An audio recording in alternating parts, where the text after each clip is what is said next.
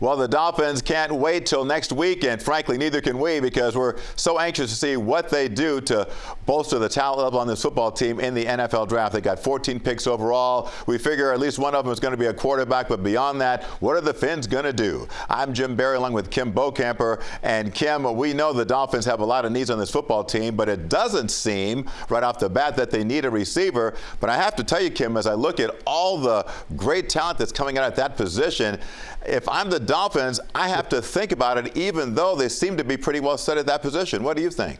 Well, when you get down to the positions they're in, 18, 26, one of these receivers may drop into your lap there. Now, they're expecting 7 wide receivers to go in the first round, another 5 to go in the second round. So there's going to be a lot of opportunity for the Dolphins. And, you look at what the Dolphins did last year. You got Devontae Parker. You finally got to see him play at a high level that you expected to see from him. I think you throw Mike Gesicki into that mix, too, when you talk about receivers in general, because he came out of his shell last year and really had a good year and allowed them to use him.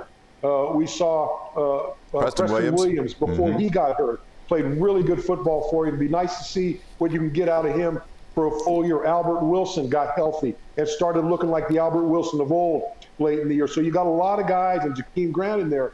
But you look at some of the guys that are in the draft lottery this year. Jerry Jeudy, C.D. Lamb.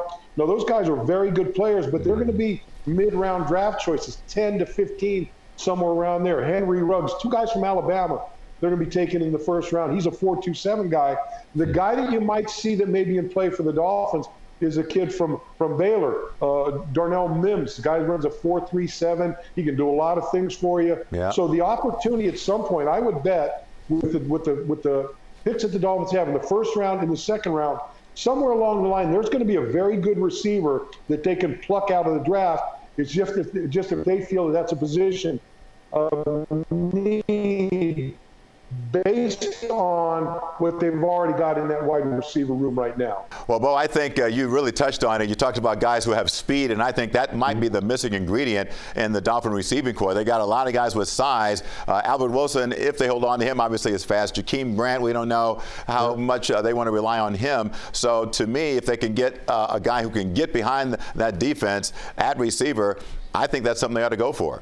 Well, get behind the defense. And then when you look at the league now, you look at Tyreek Hill for Kansas City. He's kind of become the guy that everyone looks at right now. Even when he doesn't have the football, even when they're not throwing him the football, it's an advantage to have a guy like that. And when you talk about a guy like Henry Ruggs at 4.29, a guy that can run that fast, you put him in the backfield, you run a little jet sweep around the quarterback, it draws everyone's attention. So not only are they good down the field in mismatches, you can use them as a decoy. You can use them for change of directions. You can do a lot of different things with these receivers now in these offenses they're playing in the National Football League. And I think if you can find that guy, look, 2 years ago, that's exactly what we did with Albert Wilson. Sure. Used him as a bit of a decoy. You'd run a reverse off it. You could do a number of different things off of that. So I think it's vital for teams to have that guy. And if Albert is not going to be able to hold up, and you know that going into this draft, if you're the Dolphins, then maybe they put their eyeball out on one of these guys, a Mims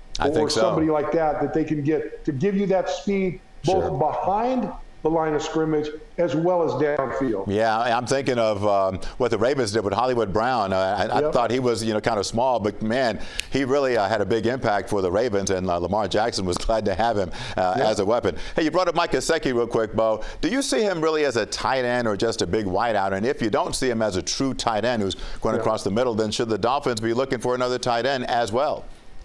I think that if someone drops in their lap, and this is not a big year in the draft for tight ends. The kid from Notre Dame is the best of the bunch, and then it falls off after that. But you still have Durham Smythe that you can roll in there.